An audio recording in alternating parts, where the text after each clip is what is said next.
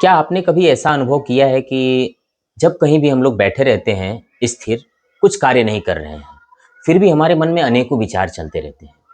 और जो वो विचार हमारे मन में चल रहा है, ये विचार केवल चलता ही नहीं है, हमारे शरीर की ऊर्जाओं को खर्च भी करता है। तो मेरा ये कहना है कि हम लोग अपने कार्य से ही नहीं थकते हैं, अपने मन में चल रहे हज़ारों एक साथ विचार से भी थकते हैं। तो क्या हम लोगों को ऐसा कुछ नहीं करना चाहिए जिससे हमारे मन में विचार कम चले? क्या हम लोगों को कोई ऐसा उपाय नहीं लगाना चाहिए जिससे हम जहाँ पे हों, जो भी कार्य कर रहे हों, हमारे मन में केवल उस कार्य को लेकर के ही विचार चले? तो क्या आपके साथ ऐसा होता है कि आप जब भी बैठते हैं, जब भी शांत होते हैं, तो देखते हैं कि मैं तो अभी सोच रहा हूँ कि थोड़ा आराम करूँ, लेकिन फिर भी मन में विचार चला ही जा रहा है, कई विचार एक साथ आ रहे हैं। हम नहीं चाहते हैं, वो भी विचार दिमाग में आ रहा है।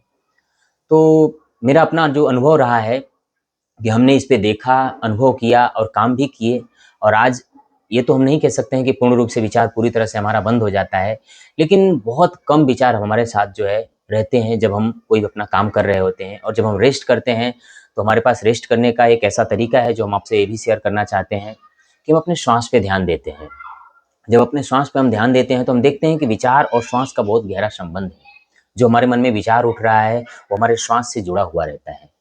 तो आप भी ये प्रैक्टिकल करके देख सकते हैं कि आप जब भी रेस्ट करना चाहते हैं, जब आप आराम करना चाहते हैं, तो आपको कोई ज़रूरी नहीं कि आप कहीं भी लेटें, बल्कि आप जहाँ पे भी बैठे हों, कहीं ट्रैवल भी कर रहे हैं, तो आप बहुत अच्छा रेस्ट कर सकते हैं और बॉडी को, अपने माइंड को आराम दे सकते हैं और बहुत ऊर्जा बचा सकते हैं अपने लाइफ की। आपको करना क्या है कि केवल जो भी साँस चल रही है,